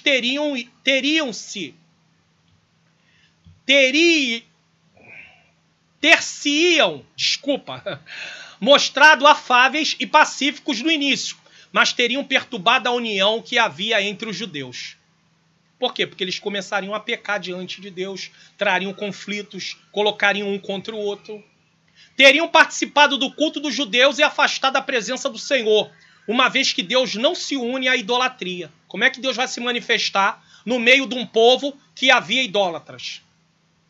Como é que vai haver a glória de Deus num culto coletivo da igreja se boa parte do povo está adorando as coisas do mundo? Me explica isso. Como vai haver? Deus quer se manifestar. É claro que isso não vai impedir eu de sentir a presença. Mas como um todo, irmãos, é bem mais complicado. É bem mais difícil. Tá bom? É bem mais difícil. Vale a pena manter a separação com o mundo. Vale a pena. Subtópico 2. A Bíblia mostra exemplos de servos de Deus que duvidaram se valia a pena manter a linha de separação do mal. Houve na Bíblia vários exemplos, e aqui vai colocar 2 exemplos. O salmista Asaf escreveu no Salmo 73, na verdade, que em vão tenho purificado meu coração e lavado as minhas mãos na inocência. Salmo 73, 13. Ficou profundamente perturbado, mas Deus o ajudou a encontrar a resposta. Até que entrei no santuário de Deus, então entendi o fim deles. O salmista ficou tranquilo. Todavia estou de contínuo contigo. Tu me segurastes pela minha mão direita. Guiar-me-ás com o teu conselho e depois me receberá em glória. Versículos 23 e 24 do Salmo 73. Asaf entendeu que valia a pena servir ao Senhor. Para entender bem isso aqui, é preciso ler o Salmo 73 todo. Asaf começou a olhar a prosperidade dos ímpios e que nada acontecia com eles. E ele até fez uma comparação que muitos justos, ou seja, servos de Deus, eles não tinham uma vida tão abastada, ou seja, tinha tantas coisas materiais como os ímpios tinham. E aí Asaf começa a entrar em conflito. Peraí, então não vale a pena servir a Deus, porque Asaf se lembrava das promessas de Deus. que o povo de Israel seria um povo farto, seria um povo abençoado materialmente. Mas isso não quer dizer que eles estavam imunes de passar por dificuldade. Essa é a grande questão. O que a Bíblia está ensinando é que Deus não traria juízo sobre um povo que estava em obediência. E que Deus não ia reter a chuva, Deus não ia permitir com que a terra deixasse de dar seu fruto, que os animais dessem cria. É disso que Deus estava dizendo. Mas isso não estava relacionado à falta de alguma coisa para determinados judeus. E aí Asaf começa a olhar essa situação e começa a entrar em conflito. Peraí. Mas também tem dito que Deus vai punir os ímpios, vai trazer juízo sobre eles. E eu estou vendo ímpios prosperando. Aí ele entrou em conflito. Só que o juízo de Deus, ele pode não vir naquele momento, e às vezes pessoas que não são cristãs terem, ou que não serviam a Deus no Antigo Testamento, terem uma vida prolongada. Mas o fim deles, qual seria o fim? É só ler o Salmo 73 que você vai entender, tá bom? Leia que você vai entender. O fim deles é destruição. Porque eles não tinham aliança com Deus. E também em relação ao cristão, aquele que não pertence à igreja, o fim também vai ser triste. Porque ele também não tem aliança com Deus no sentido de receber Jesus como seu único e suficiente Salvador. Ele não faz parte do pacto do Novo Testamento. Malaquia, no tempo de Malaquia, respondeu aos que diziam ser inútil servir ao Senhor. Havia um grupo que disse, é inútil servir a Deus. Se ler também o capítulo 3, você vai entender. Dizendo, há um memorial escrito diante dele, para que os que temem ao Senhor e para os que se lembram do seu nome, e eles serão meus. Olha a promessa de Deus. Diz o Senhor dos Exércitos, naquele dia que farei serão para mim particular. Tesouro. Poupá-lo-eis como um homem poupa ao seu filho que o serve. Malaquias 3, 16, 17. Vale a pena servir ao Senhor. E eles estavam dizendo, não vale a pena servir ao Senhor, porque estavam olhando para os ímpios. Aí Deus diz, serão propriedade particular, serão um tesouro meu, vou poupá-los. Em vista de nossa identidade como cristão, nós somos os eleitos de Deus, estrangeiros em nossa sociedade. Desta maneira, nossas esperanças, nossas expectativas não devem estar, isso aqui é muito importante. Não, nós somos eleitos, temos bênçãos espirituais, eleitos em quem? Em Cristo. Eleitos em Cristo. Predestinados ao propósito de Deus, de sermos transformados à imagem de Jesus Cristo, a participarmos da comunhão com Deus eternamente, isso é vida eterna. Então, nós temos todas essas promessas, mas veja bem, nossas expectativas não devem estar concentradas em nada que este mundo possa oferecer. Foi por isso que Asaf, durante um tempo, e alguns no tempo do profeta Malaquias, estavam frustrados. Riqueza, fama, aceitação, popularidade, sabe? Até mesmo sobrevivência, tudo isto é sem significado quando comparado com a herança que será nossa quando Cristo vier. Quantos da igreja, do tempo da igreja primitiva, logo depois que os pais da igreja, no tempo dos pais da igreja, aonde os apóstolos já haviam morrido, que houve perseguição, logo no finalzinho também da morte deles, no tempo deles ainda teve perseguição, já começou a perseguição, mas depois foi aumentando a perseguição, até o tempo de sobrevivência, né, a sobrevivência deles, eles partiram muito cedo, as pessoas, por amarem a Deus, por terem Cristo como Senhor e Salvador, então eles não ligavam para isso. Por quê? Porque eles não podem ter a vida deles baseada nisso. E aqui vai dizer o seguinte, veja bem, ó, tudo isso é sem significado, tá? Riqueza, fama, aceitação, sobrevivência, comparado com a herança que será nossa quando Cristo vier. Nós não podemos olhar para a vida apenas aqui, temos que olhar para a vida eterna. Se não esperarmos por nada aqui, ou seja, se a gente não criar muitas expectativas aqui, isso não quer dizer que nós não podemos ter planos, projetos, querer estudar, querer ter uma casa, se for possível comprar um carro, se for possível. Não tem nada de errado nisso. Mas nós não podemos firmar nossas expectativas apenas nisso. e tipo assim, não conseguir, sou uma pessoa frustrada. A sua vida se resume aqui e agora? Nunca. Isso é o mundo que pensa. Nós não, porque a nossa vida vai muito além do aqui e do agora. Todos terão uma eternidade, mas os sem Cristos passarão a eternidade longe de Deus. Mas nós temos a promessa de passarmos a eternidade para sempre ao lado de Deus. Tá? Então, se não esperarmos por nada aqui, se todas as expectativas estiverem fixas na segunda vinda, então nada que aconteça pode nos levar a agir de maneira que possa implicar negação do nosso Senhor. Não consegui aquela casa do jeitinho que eu queria, não consegui aquele carro do jeitinho que eu queria, não consegui aquele emprego do jeitinho que eu queria. Mas isso não vai me fazer negar Jesus. Já viu pessoas que vêm para a igreja para buscar coisas materiais e eles não conseguem alcançar ou então começa a demorar e eles abandonam a Jesus? É porque as expectativas deles estão nas coisas desta terra, não em Cristo. Eles não estão preocupados com vida eterna. Eles estão preocupados com o aqui e com o agora. Tá? Os sofrimentos não irão nos frustrar, pois estaremos cientes que eles fazem parte de nossa vida aqui na terra.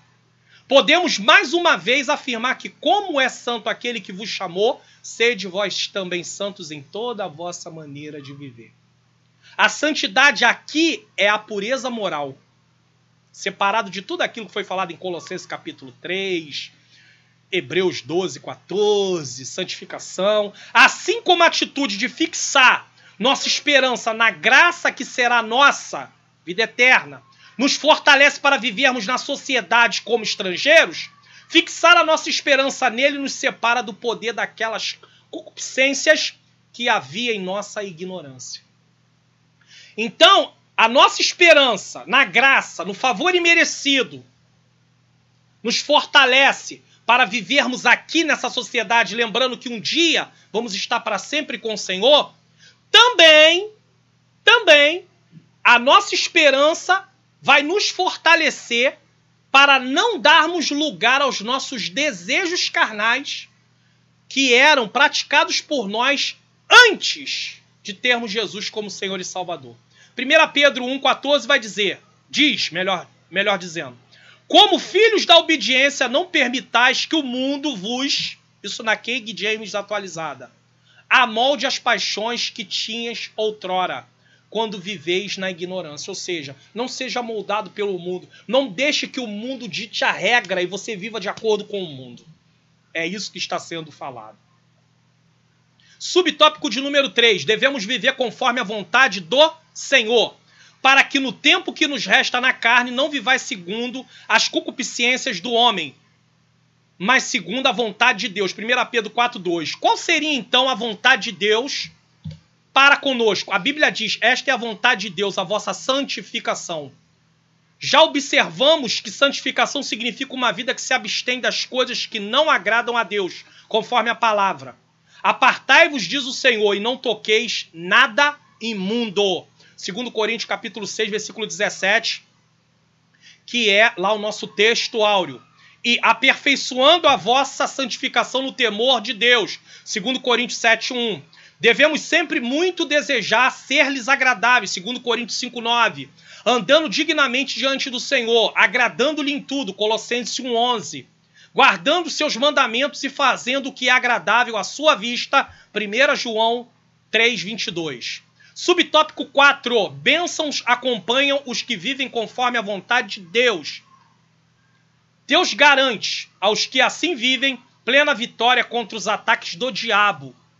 O crescimento espiritual deles está garantido. Veja que tem tudo a ver com vida espiritual, tá? Colossenses 1, 6 e 10.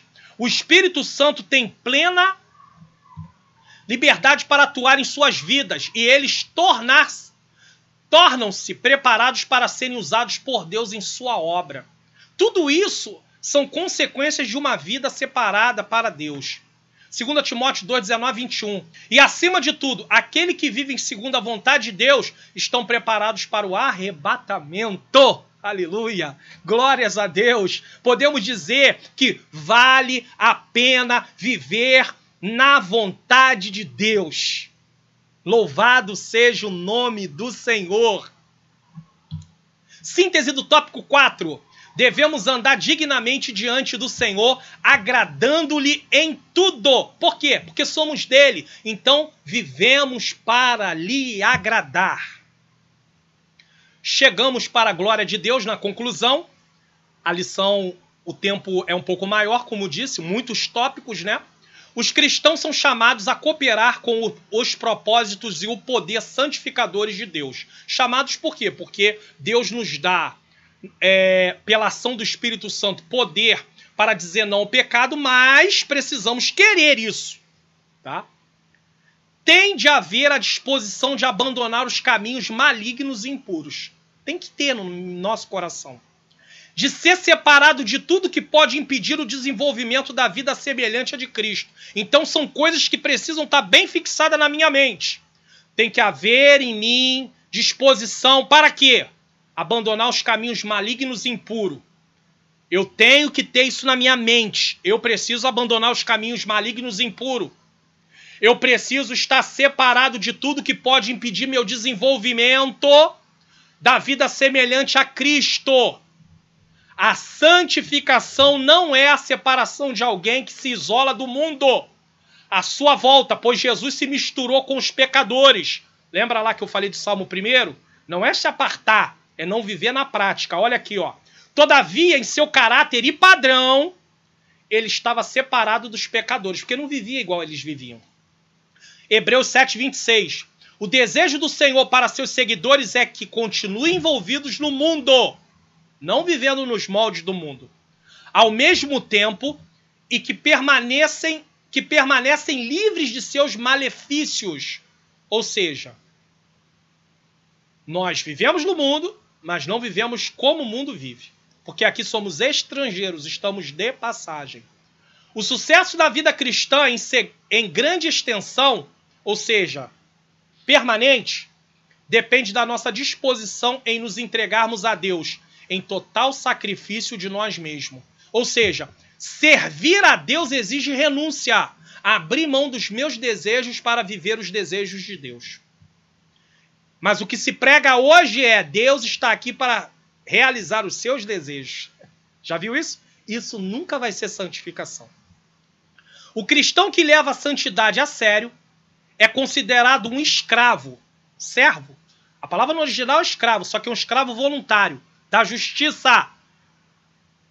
Viver na justiça, viver debaixo da vontade de Deus. Uma vida justa. Só é possível viver uma vida justa por causa da justificação que recebemos em Cristo. Recebemos uma justificação em Cristo para viver uma vida justa.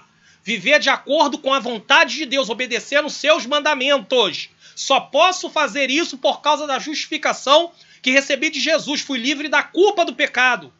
Então passa a ter comunhão com Deus, e tendo comunhão com Deus recebi seu Espírito Santo, e recebendo seu Espírito Santo eu consigo dizer não ao pecado, por causa da graça de Deus, que traz sobre mim também o Espírito Santo de Deus, para que eu diga não ao pecado. Um sacrifício vivo para Deus, um utensílio doméstico puro. Louvado, engrandecido seja o nome santo do Senhor. Então eu posso compreender que o povo de Deus deve separar-se do mal, viver em santificação. E Deus tem promessa para esse povo que é seu, um povo exclusivamente seu, viver eternamente em comunhão com Ele. Eu quero nesse momento fazer uma oração, porque eu quero agradecer a Deus por esse momento que nós tivemos aqui. Senhor Deus e Pai, eu quero te agradecer por esta aula maravilhosa, que o Senhor possa continuar abençoando nossas vidas, aplique as verdades ensinadas aqui aos nossos corações, para que possamos crescer a cada dia, termos maturidade, nos parecendo assim com teu Filho Jesus Cristo. Assim eu te peço e já te agradeço. Amém. Bom, vamos estar estudando na próxima lição, a lição de número 8, as causas da desunião devem ser eliminadas. Então, desde já, vai estudando aí. Não se esqueça de se inscrever, tá? Não se esqueça aí de se inscrever no nosso canal, Ativa o sininho das notificações, curta esse vídeo, compartilhe esse vídeo e até a próxima aula para a glória do nome do Senhor Jesus Cristo. Amém.